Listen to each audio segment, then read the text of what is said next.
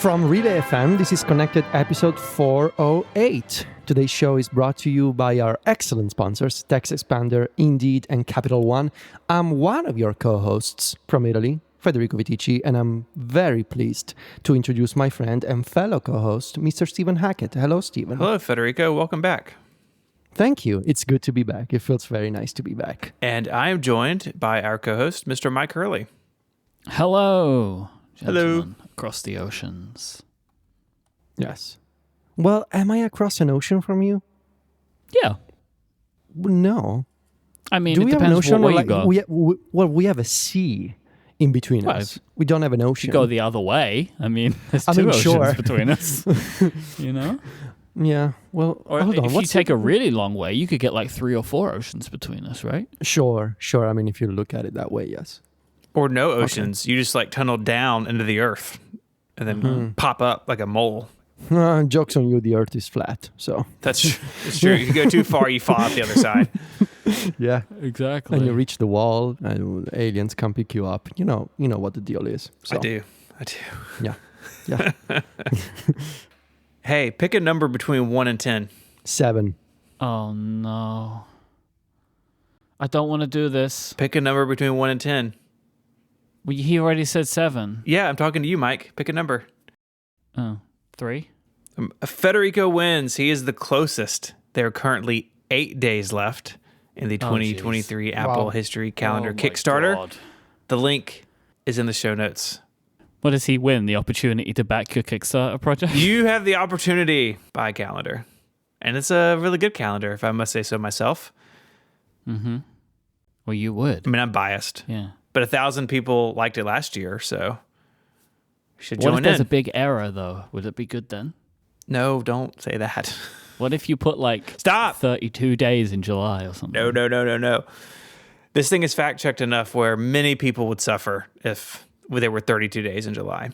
Yeah, but who checked the fact checkers? That's the question. It's true. Who's fact-checking the fact-checkers, you know? Yeah. Yeah. It's important. This is important stuff. Double down on the fact-checking. Mm-hmm. Anyways, 8 days left. Go check it out. You have to make one of those YouTube videos like Gray made. Why Stephen Hackett was wrong. Was wrong. You know, That's right. you'll have to do one of those. Do you guys ever talk about yourselves in the third person? No. No. Yeah, me neither. But there's so many people who do, and I find it so weird. Yeah, I don't agree with that as a thing to do. But so many people do that. Federico, a question came up in our Discord for Relay FM members. If you're a member of Relay FM, you get a bunch of cool perks. A Discord, Oh, let's see. newsletter, wallpapers, all sorts of cool stuff. I thought you'd blanked on it then. I did Just for a like, second. I'm sure there's some good stuff in there. Look, don't worry about it. I don't know who runs our membership program, but he sounds like a real special guy. Mm-hmm. So, Federico, a couple of years ago, you went on this vision quest to make the AirPods Pro more comfortable, and you ended up with the Comply foam tips, and people wanted a follow-up on that. Are you still using them? Did you find something else? What's the state of your AirPods Pro? I am not using the Comply foam tips anymore, but I am using a different set of tips that were recommended to me by friend of the show, Chris Lawley. Okay. So I'm going to send you a link. These are like hybrid tips that are using a mix of memory foam and silicone on the outside. So they're called the Chargen Pro tips.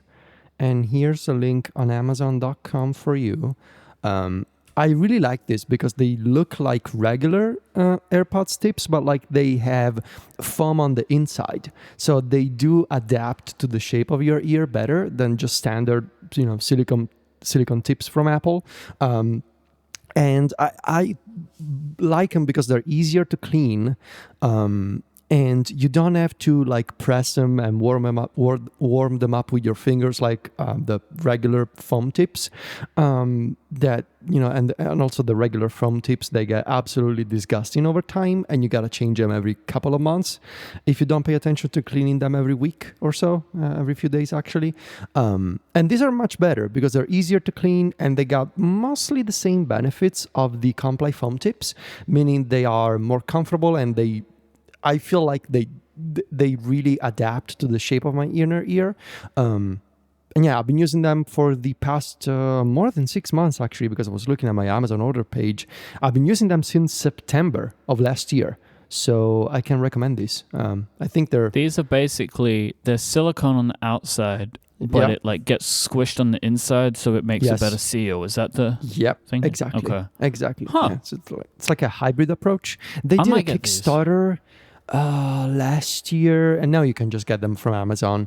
And this Charge and Pro folks, they do a bunch of other accessories actually for the AirPods. I was familiar with them because back in the day, I think I bought from them one of those like hooks that you could put around the regular AirPods if you wanted your AirPods to look like the Power Beats or something. I believe that these folks, they used to make those accessories. And now they're also making these hybrid foam tips. Yeah, I like them. Wow. Yeah, they raised $50,000 on Kickstarter. Mm-hmm. It's not calendar money. What do you think of that? There you go. There he goes. There he goes. I'm just kidding. Okay. Maybe next year you should pivot to making, foam tips with and then dates on them. I could. Yeah, one for every day, a pair a day. Oh my God. Idea. So these people have some pretty cool like product imagery, but for lack of a better term, the cover image on the Amazon page, the first one, is like an AirPod Pro and then has the tip and like an exploded view, but it has the jankiest glow outline around the components. Like, why did you make that the default image? I'll tell you why they did it. Because at small sizes, you probably can't tell that these are actually separate things from each other. So I think this is like a designer's way of trying to... Or actually, this wasn't the designer's thing. This was the owner who said, you need to make this clearer. Yeah. So then the designer put a glow behind the elements. And then walked into the ocean. Yeah, and then that was the end of that, Yeah, cool. Talking about AirPods Pro, actually, I don't know about you, Federico. My AirPods Pro's battery is like on its last legs now. Well, remember I got the new ones at some point mid-cycle. I have the custom ones. Oh, yeah. Okay. So mine are 1,000 days old now. Because I got them when they came out, and it's 1,000 days old now. I saw on Mac Rumors. I'm charging it like every day. I remember this happened, and you guys probably remember this too, with the original AirPods. Like before AirPods Pro came out, we were all complaining that the battery wouldn't last because we never changed them. So I hope that they release some new ones soon. It's probably not going to be until September, I would expect, but I'm ready for new AirPods Pro, if anything, just to get new battery. And I know I could buy a new case or whatever, but I just don't want to do that. Like, I'm just not going to do that. I'm just going to wait. But I'm ready. I'm very ready. But imagine a case wouldn't even make all the difference because it's probably the batteries and the AirPods themselves. I guess both are probably wearing out. Yeah, you're right. It's probably a bit of both that I'm seeing. Yeah. Because I feel like I don't notice the AirPods, but I guess that's not the thing, right? But yeah, okay, I see. I'm on my third pair of AirPods 2. They're the ones I like the most, and they're, they get old. How are you on your third pair of those? Wait, did you say third? Mm-hmm. The first pair, it was like basically battery death. And then I think the second one I lost. Wait, one set I lost and one set succumbed to battery failure. Didn't you drop a pair in a gym once and decide you didn't want them anymore? No, that was... My wife and I actually were just talking about this. So I dropped the case in the gym bathroom. This is before COVID when I actually went to a gym. And they skittered across the floor. And I thought, well, I have to replace these. And I said that jokingly, but I just cleaned them very well. Believe me, I wanted to replace them because... Oh, okay. But I didn't. Good gym ear. My wife would have actually murdered me. I thought I had lost a heart rate sensor in a gym once. Turns out it was stolen from me. So... Yeah, man. Pay attention when you are in a gym or close to people you think are your friends. I mean, I wasn't in the gym, so if now you're saying you lost it in the gym, then it had nothing to do with me. Oh, he thought he lost it in the gym. I thought I did. But it turns out it wasn't Jim, it was Mike. Different guy. My God. The enemy was sleeping right next to me. As they often do, Federico. The whole time. The whole time. We need to Wait, pour... we still have not got... No, we've not gotten to the bottom of 3 pairs of AirPods 2. No, I told you. Yeah. One was lost. One I replaced because the batteries failed. So I'm on my 3rd pair. Oh, okay. They're right over there on my... I have a little thing by the door in my studio that I put my wallet and keys and AirPods on every day. They're over So there. you've gone through 3 pairs of AirPods 2 in the same time that I've had my 1 pair of AirPods Pro. Did AirPods 2 and Pro come out at the same time? No, AirPods 2 came out later. Ooh, that's not good. It's like it's probably like halfway through that too. Like AirPods 2 were like a year or 2 ago, right? What? No, come on. No, AirPods. AirPods 2 have been out a long Are we on time. the AirPods 3? Oh, now we are on the AirPods 3. Oh, now we're on AirPods 3. Okay. Which don't work for me. Let me see. Audio. AirPods 2nd generation, March 2019. AirPods Pro, October 2019.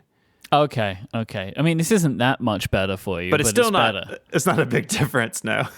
No. It's better. Yeah, I was thinking AirPods 2 was AirPods 3. I forgot that the original AirPods didn't have like wireless charging, right?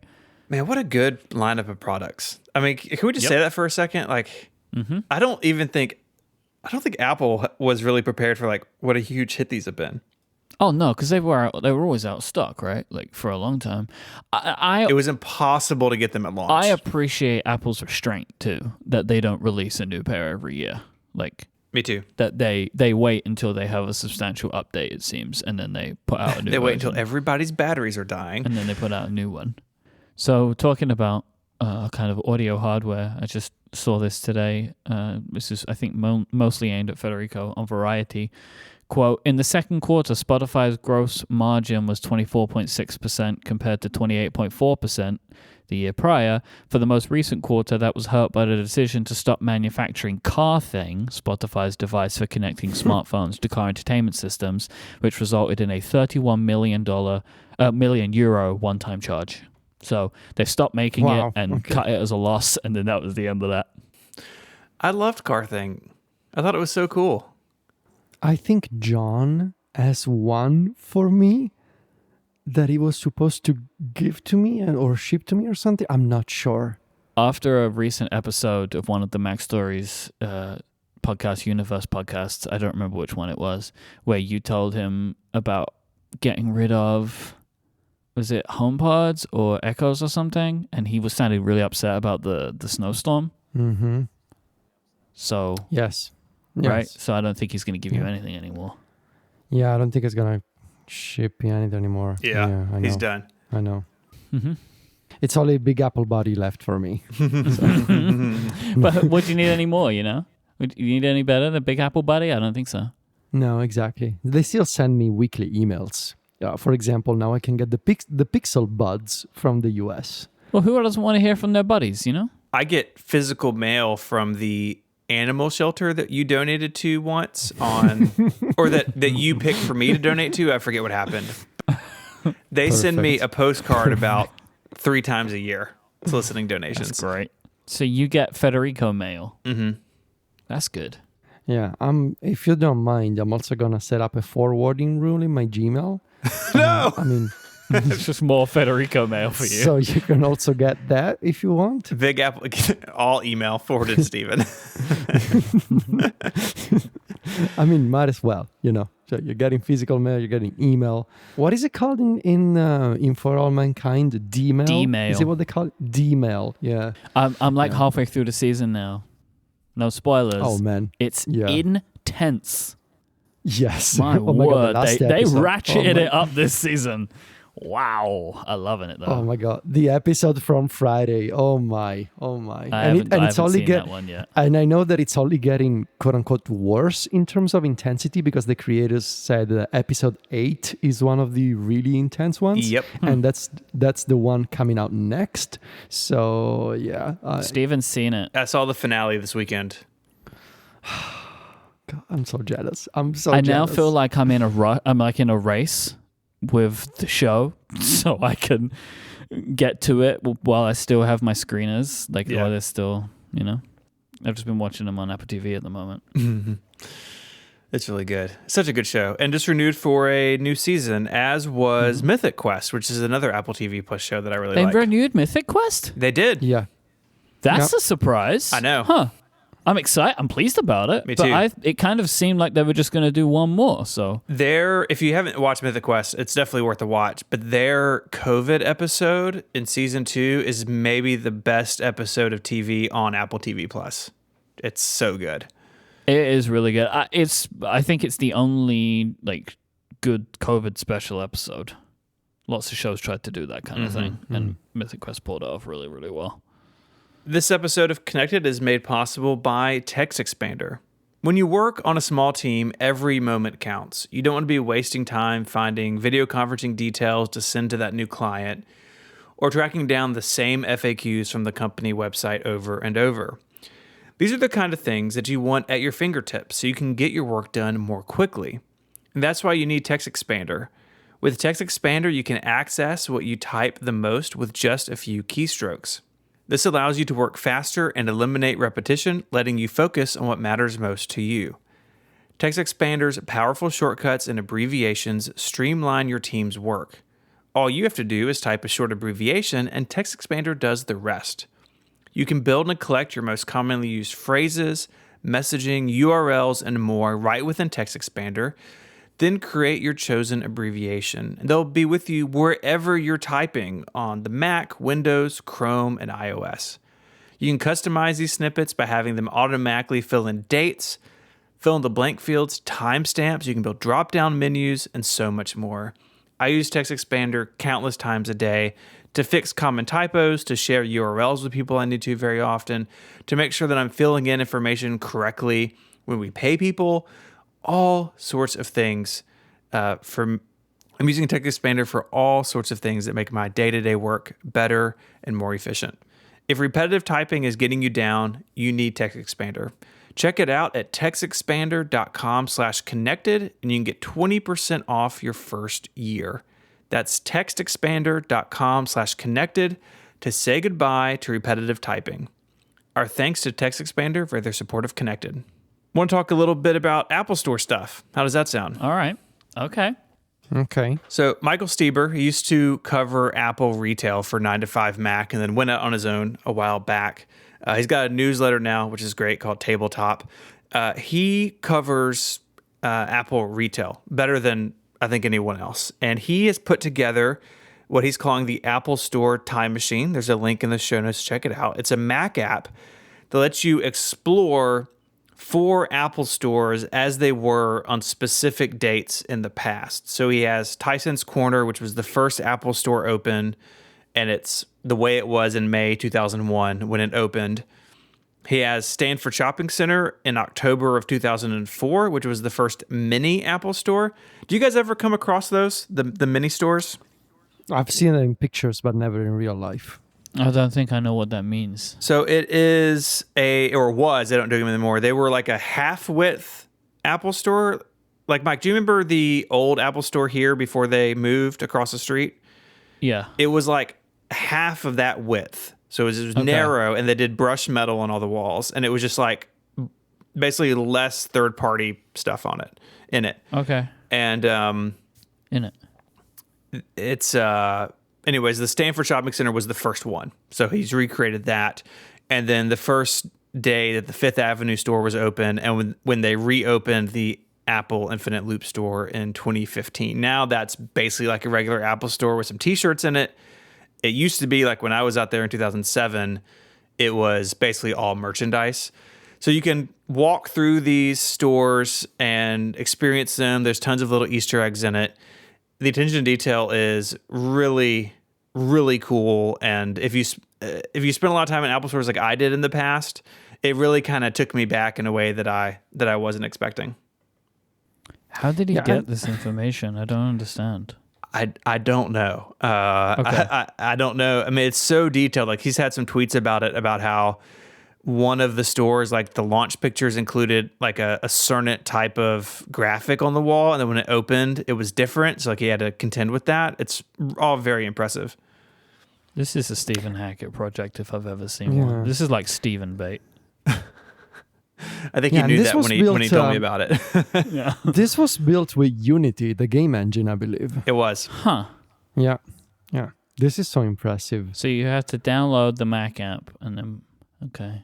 I don't think I Yeah, did and that yet. and if I'm not mistaken, Michael is relatively new to 3D graphics and animations. So this is excellent work. I mean, and packaged this way in this sort of interactive experience. I mean, it's a remarkable idea, and the execution is also like it's really well done, and the historical knowledge behind this is really impressive. Like to go back and find the exact layout of a store from 20 years ago down to the posters on the wall and the boxed software on the shelves, like that's honestly impressive.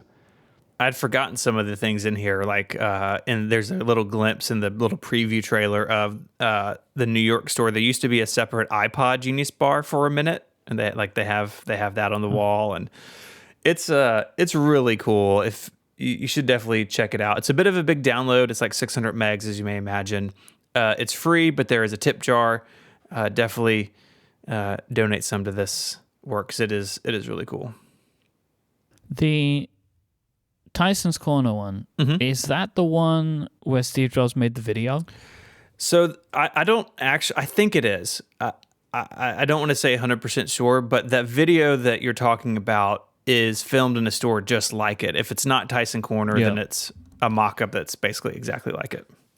Right, and it could have actually not even been a real Apple store, right? Right, because it's in the, I forget what book it's in, but there's some Apple book that's floated around the last couple of years that they had like a big warehouse that they mocked the stores up in, and he would go and talk about it.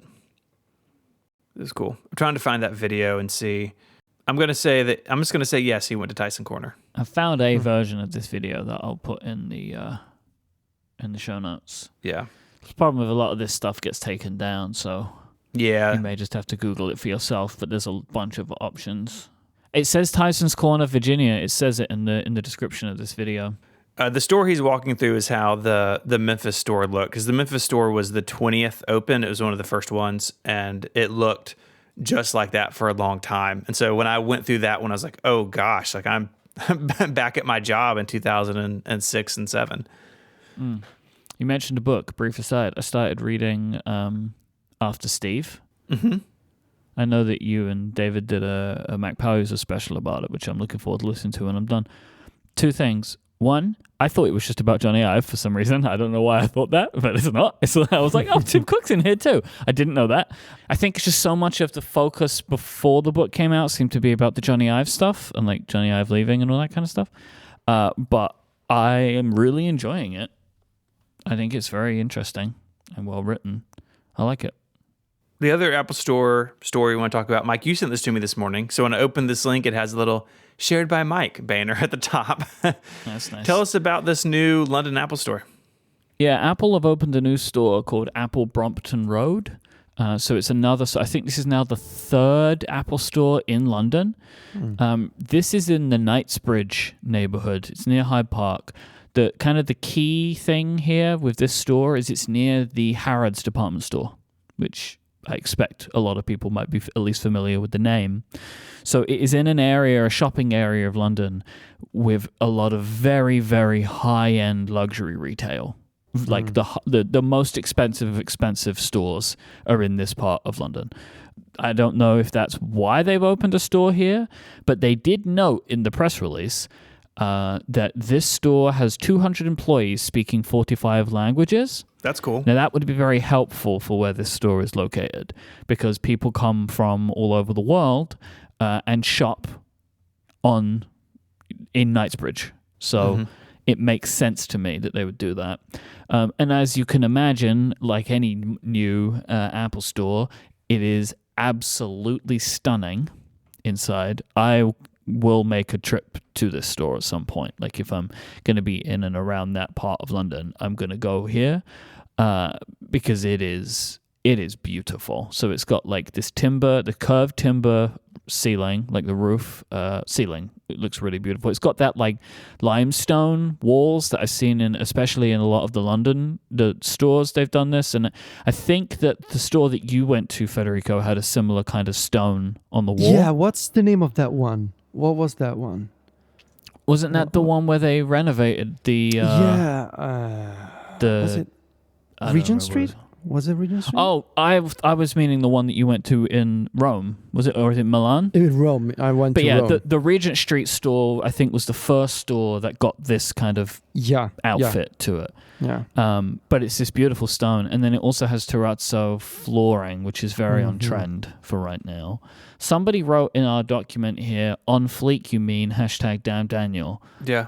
You said on trend, and I was just trying to show you I was trendy. Oh, it was you. You said damn Daniel. Because we've had this in the past where you don't know what that is. I do know what it is.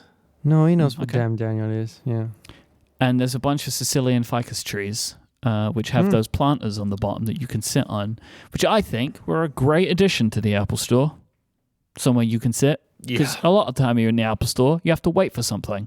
So being able to sit somewhere is really good. Well, they also have those like boxes in the back near the screen with no backs that you can sit on and be uncomfortable. Yeah, but sometimes there's things going on there, right? Yeah. And so like you don't want to go and sit because then you're like being sucked into the presentation.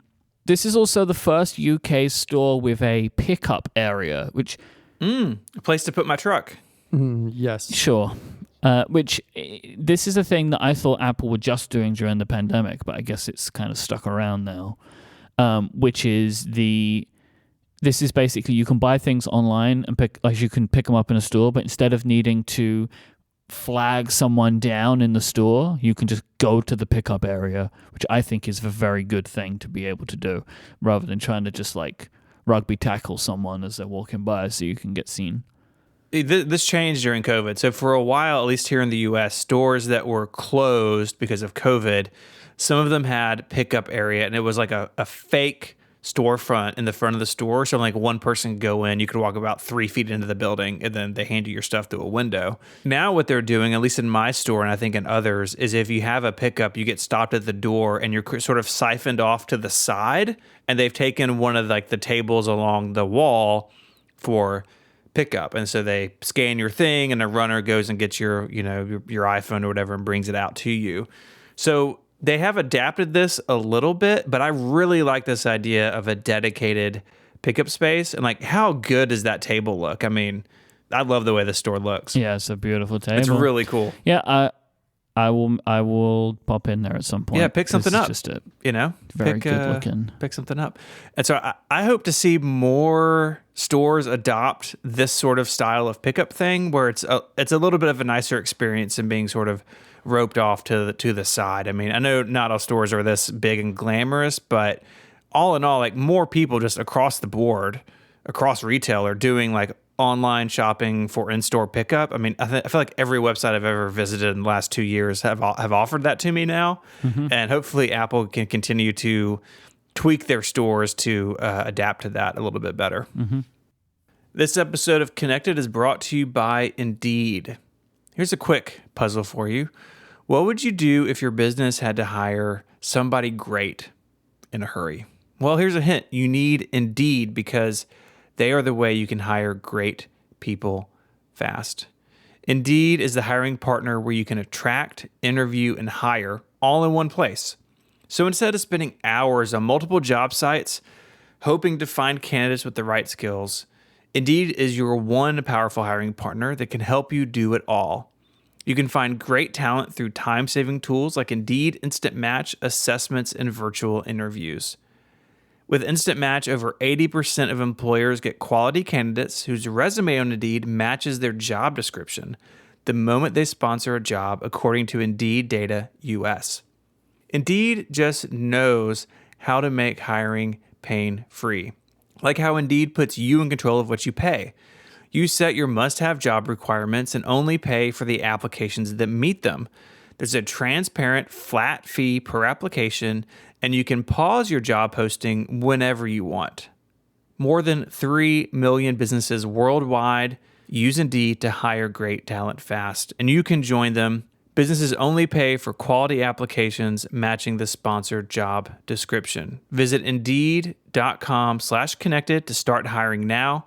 That's Indeed.com/connected.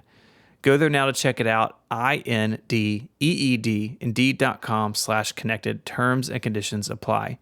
If you need to hire, you need Indeed. Thanks to Indeed for their support of the show. I've got a computer here. Just one? Like 87. That was so good. No, that was good. The M2 MacBook Air that we ordered came in yesterday. So I haven't had a ton of time with it, but something very funny happened basically right after I unboxed it. So I unboxed it and I had it on Mary's desk in the house. And she's been using an M1 MacBook Air since it came out. But before that, she was on an Intel MacBook Air. And before that, a 12-inch MacBook. And before that, the old 11-inch MacBook Air. So she has been using wedge-shaped computers for a long time. And she picked it up and she said, "Why is this so thick?" And it blew my mind. I was like, wait, no, it's like super thin and lightweight. Yeah. But she was expecting the wedge shape because she picked it up from the front edge. And so I sort of like showed her the side and how it was the same profile all the way through. Anyways, that just sort of struck me because we've been talking about the shape change a lot, but the three of us haven't used a wedge-shaped laptop as our main notebook for a long, long time. And it cracked me up that was her sort of immediate response. Do you think, is she not into it? I think she is. I mean, she basically picked it up and then I took it and brought it out here to the office. So she hasn't spent any time with it.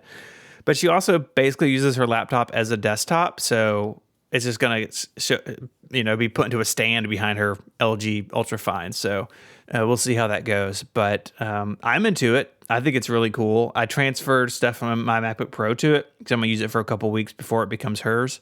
And the thing that struck me, I knew this because I'd read all the reviews and watched all the reviews, but when it's closed, it's as thick as just the bottom part of my 14-inch MacBook Pro. Like it is, they're side by side right now on my desk. They're shocking. It is shockingly thinner. One place where you found this out was when I told you this last week. I said these words to you last week on the show. On the show? Mm-hmm. Like I said, I listen to a lot of Apple podcasts. I mean, who knows where ideas come from? This was just a conversation me and you had, Like, I mean, it was on the show, but that is a great part of it. I still remain surprised at how it feels to hold. Like, it feels, this is a bad word, but like inconsequential. Like, it just doesn't really feel like much, which I really like. Yeah. But I haven't spent a ton of time using it like a laptop. Like, I've used it mostly as I use my current laptop, which is plugged into a monitor, right? But I was doing some stuff last night at home on the MacBook Air itself, and it still feels so sturdy. Like, it's super thin, but it still feels like it's not like the thing is bending or flexing. Like it is a solid piece of equipment. Yeah, I mean they've really gotten this whole unibody architecture thing down so well, and that means they can make something super thin. I mean, even the 12-inch MacBook felt solid in a way that it probably shouldn't have. Like, just if you just like looked at the specs on paper. But yeah, it feels great. And what I like about it immediately is the difference between the Air and the Pro. I mean, having them side by side, 13.6 inches versus 14-inch screen size. Like, it is a little bit smaller. It's not drastically smaller footprint-wise. The ports, the thinness, the silent operation, like, it lets the MacBook Pro be thicker with more ports, with fans and everything. Like, I like I like that there's more distinguishing features between the two lines. I think we spoke about that last week. And having it now here in person, like, it doesn't feel like a light version of my MacBook Pro. It feels like a MacBook Air, kind of like the way they used to, like back, in the 2010 MacBook Air era, the pre-Retina, the 11 and 13 inch, that sort of generation of MacBook Air. How the MacBook Air was like noticeably different than the MacBook Pro, and that ultimately meant the demise of that generation of MacBook Air because it never got the Retina display. But now it has like almost all the good parts of the MacBook Pro, but with the trade-offs dialed, a little bit differently to give you a different experience. And it's a great little machine. I mean, I'm gonna finish setting it up this evening, and my plan is to use it as my notebook. Which actually next week due to uninteresting reasons, I'm actually going to be on my laptop a good bit. I'm not going to be in the office very much next week, and so I expect to put it through its paces in a bigger way. But so far, just getting it out of the box, setting it up, using it a little bit, it's a very impressive little machine. Do you think that you will be tempted to get one? I am very happy with the 14-inch MacBook Pro, and I really like having HDMI and SD card slot. So I don't think so. I want to know what kind of user, what kind of connected listener do you think should consider this computer instead of a MacBook Pro? Honestly, the way I think about this, and this really I think has been true in the Apple Silicon era, is your default answer should be the Air unless you have a specific reason to go to the Pro.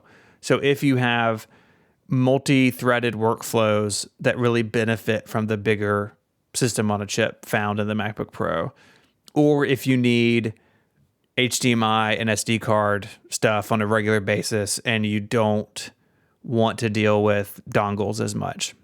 I mean, really, in the time I've had my MacBook Pro, I got rid of my big multi-dongle thing. I took it out of my bag and I put it in my just in the drawer, and I just have a couple of USB-C to A ones in my bag now. So those sorts of things are nice. But I think everyone should start with, does the MacBook Air meet my needs? And only if you have serious workflow requirements do you move up. And with the M2, even if that means editing 4K video occasionally, I don't think that disqualifies the MacBook Air anymore. Now, if you're doing really complicated video stuff, if you're doing a lot of heavy software development, if you're doing a lot of really complicated audio stuff, sure, the MacBook Pro is going to serve you really well.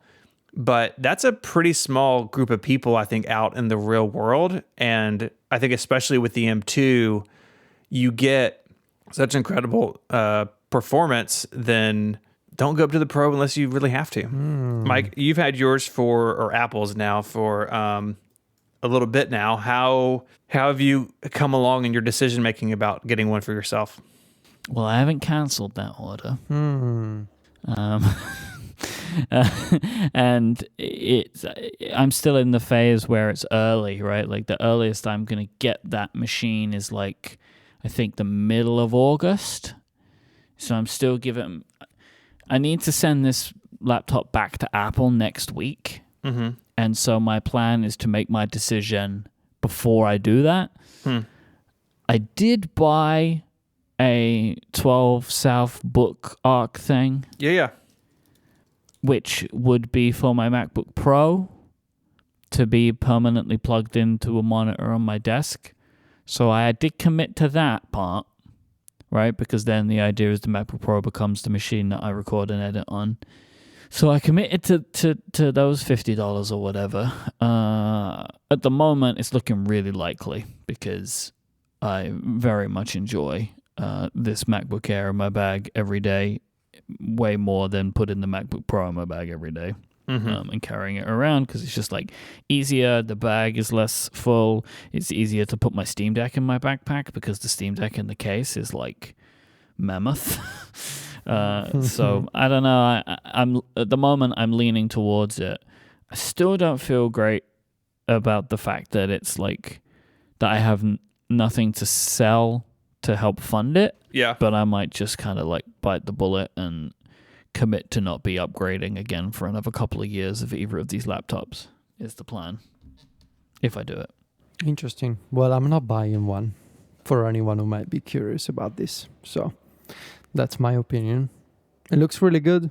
You're using a 14-inch MacBook Pro, right? Yeah, I'm using that one right now. And honestly, it's just so nice to have, all this power, and I love my chunky computer, Yeah, but you're not moving it around, right? This is the thing of I'm taking it. No, that's the thing. It's in my backpack all the time, and so I kind of want the smallest, lightest computer for that, but still being able to take advantage of the power of my MacBook Pro in the thing that I need it the most for, because the thing that I need the most power for, I'm currently using an M1 iMac with 16 gigabytes of RAM for that. Yeah.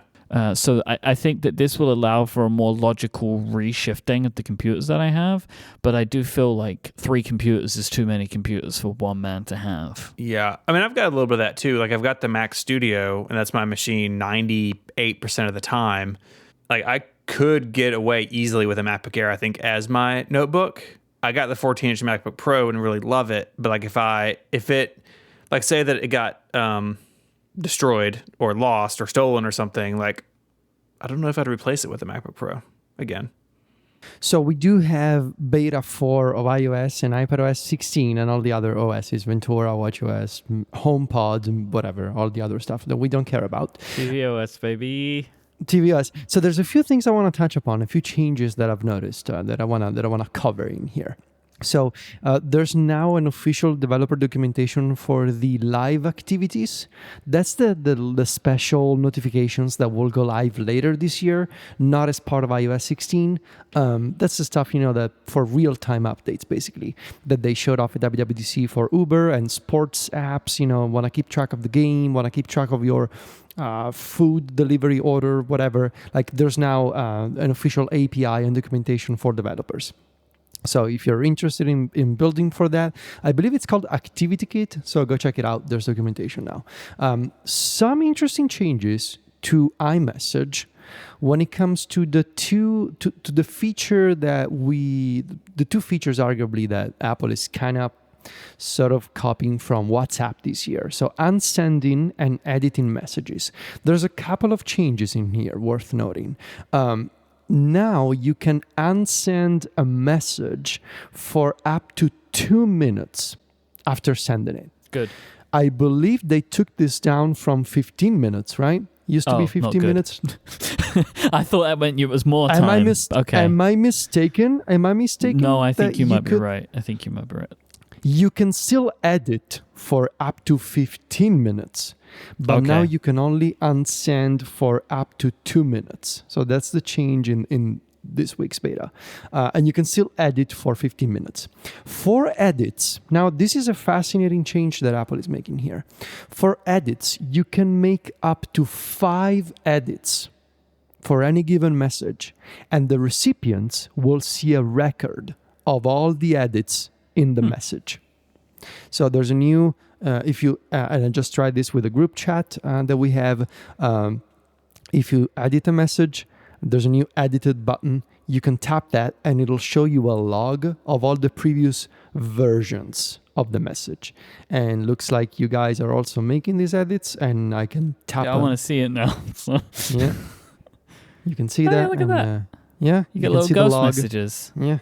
Yeah, so once again, Apple has done this better than Twitter. But that's a different conversation. Anyway, and lastly, I also wanted to cover, well, first of all, sadly, doesn't look like there's any changes on the iPadOS side of things. And I can actually tell you that one of the requests that I filed for Stage Manager, specifically the option to transfer an entire workspace of apps to an external display. So the idea of taking 3-4 apps on your iPad and clicking a button or pressing a hotkey to say move all of this at once to an external display. My request was denied because I got a response from the Wow. feedback app saying we decided not to pursue or whatever this feature right now. So, sad trombone. But yeah, that's... Federico who? Am I right? You know what I'm saying? They're like, we don't care about what that guy has to we say. don't care about that guy. That's what you get for not going to WWDC, I know. I deserve it. You don't care, we don't care. And for mail, they also brought some changes for the undo send feature. Now you can turn that on or off in settings, and you can set the duration for the undo send time, and I believe you can also turn on and off the follow-up preference in settings. So if you want to be reminded to follow up on some messages and you don't care about following up with other people, you can turn that off in settings. You've reminded me of something about mail, which I just think is so ridiculous. That schedule send thing that the computer has to be on for that to work. Yeah. Yeah. I know why, like, because of the way that Apple does things, etc., etc., why that's the case, but like, why would you use that feature? Like, I don't know. It just seems so silly to me. Like, I mean, also, I would just say, like, maybe this is just a thing. Like, I know why people do it. I don't understand why people do it. Like, if you're doing the email, just send the email. Like, you're doing the email, just send it. But I guess whatever. so. But that's just me. I know that different people like to do things different ways. Otherwise, these features wouldn't exist. But There's also an update in settings notifications. I spoke last time about the stacking versus list, and now there's a little drawing showing you what they look like. yeah, we thought this would happen, right? That because it was just very strange to be like, Yeah. here are these 3 things you've never heard of before. You work it out. Yeah. you know. And I'm back on, as a follow-up from last week, I am back on list view. I just kind of got tired of like losing things to the ether and the background of the stack. So list view for me. You're going to upset the count. Uh, Wait, did you stop the count? Is that what you did? Wow. Oh my God, Mike, I just got it. Oh my God.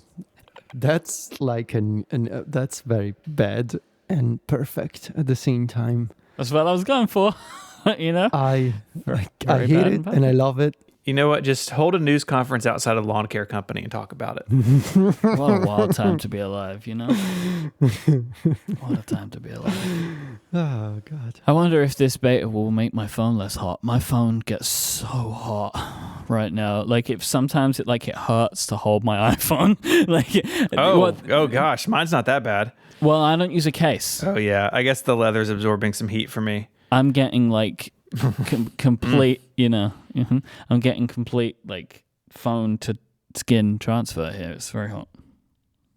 I'm running the watchOS beta 2. I don't see an update for that yet, but other than a couple of days where the battery life's been kind of bad, it's been totally fine. And I really like some of the new workout stuff, like some of the new split views and stuff when you're on a walk or a run are pretty nice. It's all mostly good stuff this year so far, I think. I've held off on the watch. I'm still holding off on the watch, but I was nervous about doing it because is it still impossible to undo? I think it is. But I've been pleasantly surprised with it. Is it impossible to undo? It used to be. I don't know about anymore. Stage Manager feels like smoother to rearrange stuff Snappier. to me on my iPad. Snappier, like Safari snappier. But Feels snappier. yeah, there isn't really. They've still got that thing where, like, if you try and add another window and it's like, later on, it's coming later, stop asking. Leave me alone. No, you gotta use drag and drop for now.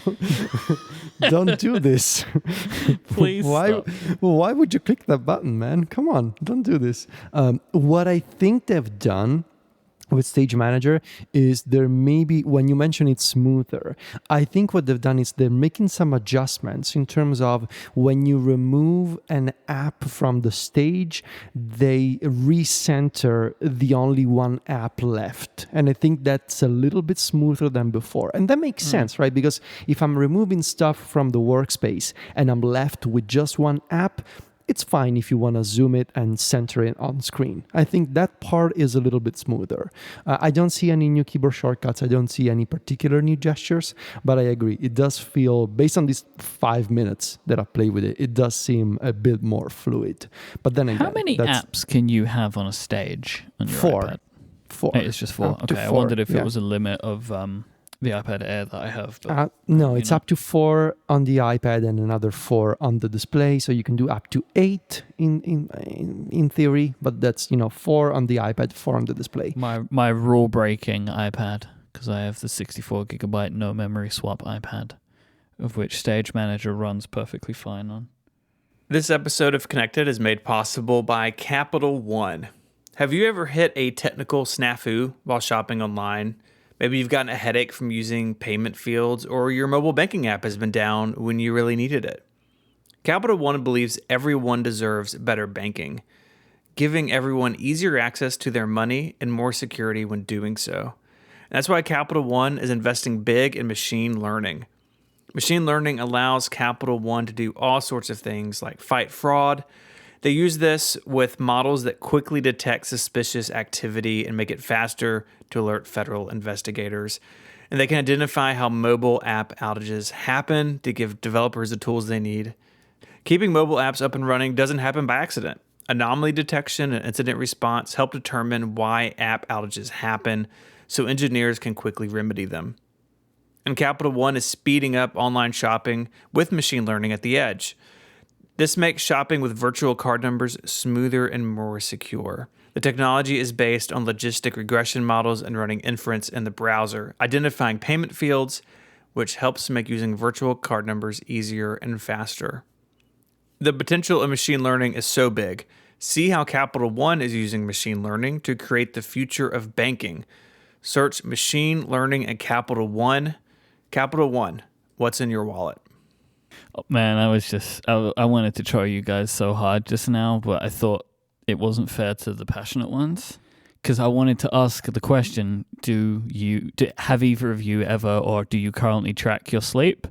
And I thought it would be fun to pose that as a quiz question, but that felt unfair, like it was, I wanted to troll you. I don't want to troll every listener by letting them think the quiz is about to begin. The quiz is not about to begin, but I would like to know, have either of you ever tracked your sleep? I have. I've done it. Do you currently? Past. No, I do not. Why? Because because everything, my life is very complicated right now, and there's no. I just I have to wake up early, so honestly, I've kind of settled on an. I think I've gotten better at knowing when I gotta go to sleep, and I think the change is that I've become an alarm clock person. It used to be, many years ago, you guys used to make fun of the fact that Sylvia would wake me up in the morning with a cup of coffee, and now I just maybe I'm a bit more responsible. I set an alarm, and I wake up when the alarm goes off. And so now I think I have a pretty good sense of when I'm supposed to go to sleep, and I get my 6.5 hours of sleep, and I'm fine, and I'm good for the day. And I just feel like I don't need to anymore. I feel like the tracking gave me a framework, like it helped me build a structure years ago. And there's still the occasional, like, oh, shoot, it's 5 a.m. and I just stayed up binging a TV show or playing a video game. But that hasn't happened in a while. And I just know that, because I have commitments in the early morning, I'm just, I don't track my sleep because I know when I need to wake up anyway. So what do you mean it gave you a framework, though? Like, I'm interested to see, like, what did you feel like you gained from it? Yeah, so I feel like when I used to do it, first of all, it helped me understand I have this sort of hard limit in my body, I guess, where if I sleep less than 6 hours, I'm not gonna have a good time in the morning. Like, that's like my ideal threshold. Like, 6 hours is okay, 7 hours you can do it.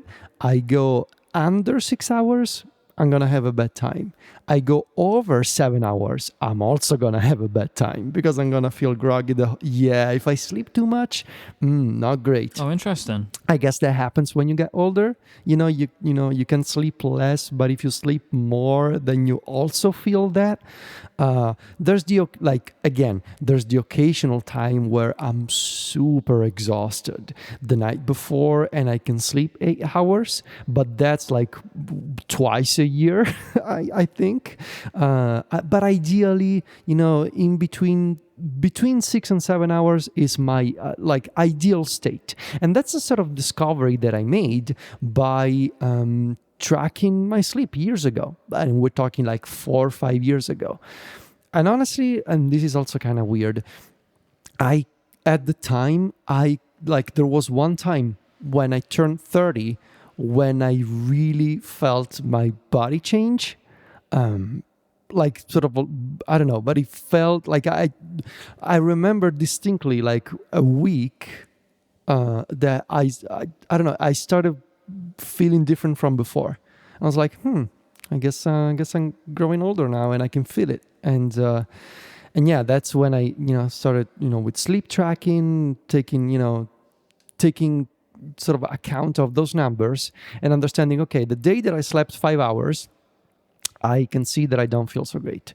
The day that I got a good 6.5 hours, I'm feeling pretty good. And you do that for enough months, you start seeing a pattern in there. And so now I know if I need to wake up at 9:30, I better go to sleep at 3:30 or something, because otherwise I'm not going to have a good time in the morning. So that was useful to sort of understand. What did you use to do it?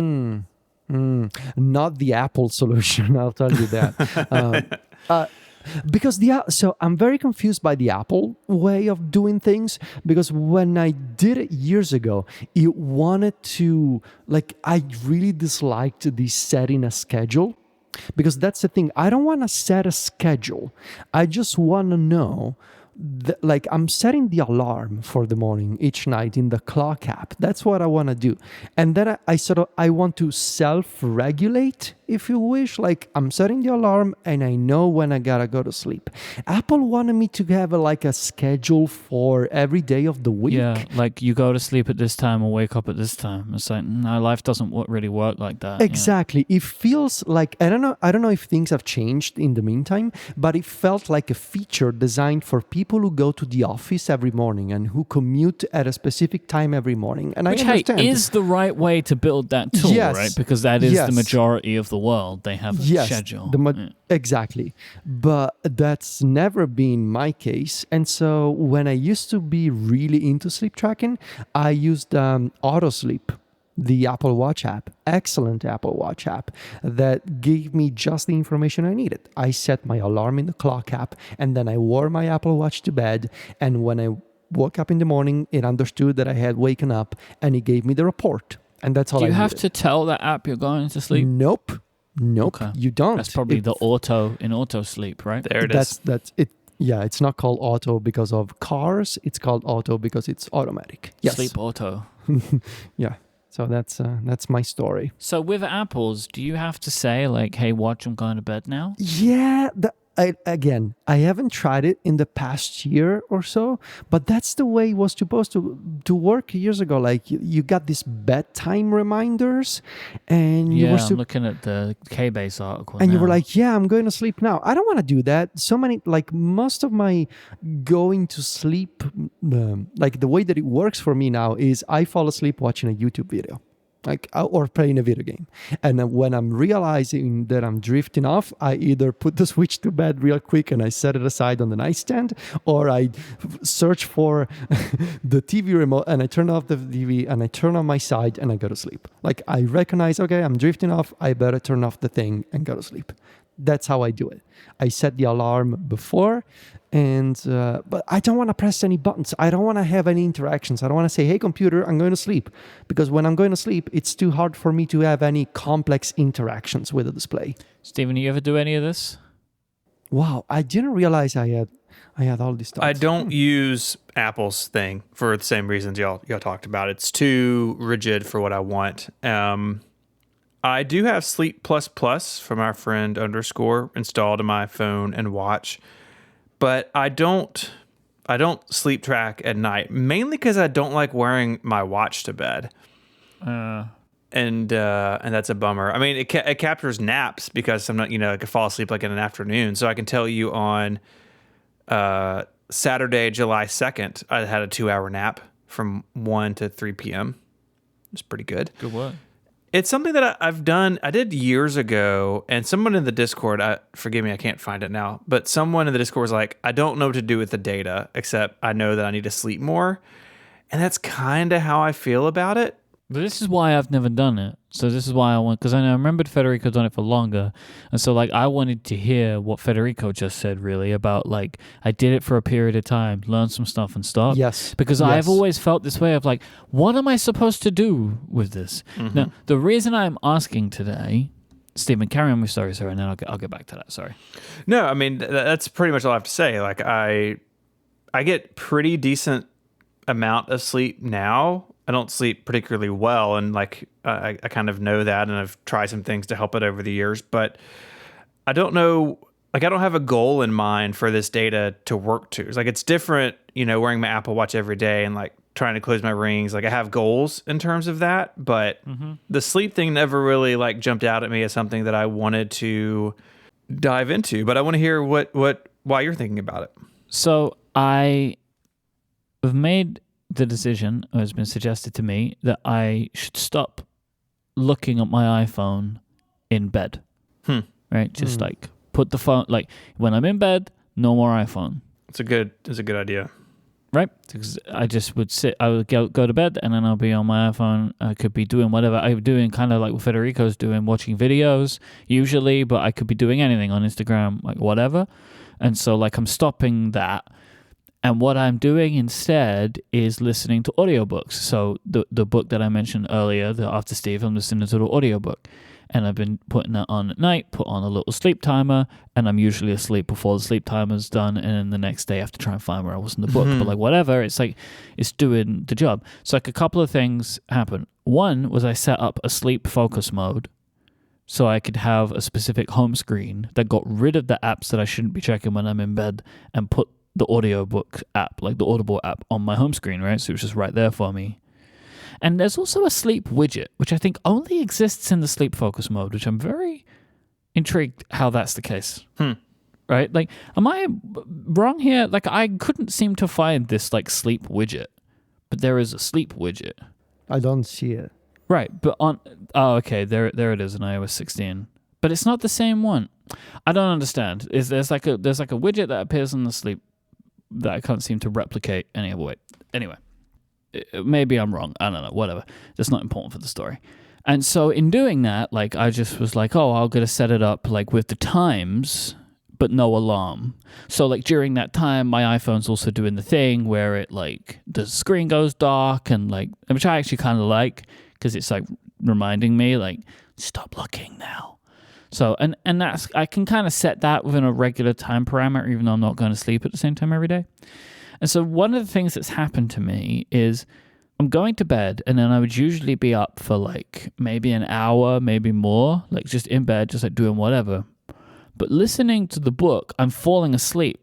And that means I'm falling asleep sooner than I would have fallen asleep before. So like anywhere between 30 to 90 minutes earlier than I would have otherwise. So I'm getting more sleep and I actually feel better in the morning.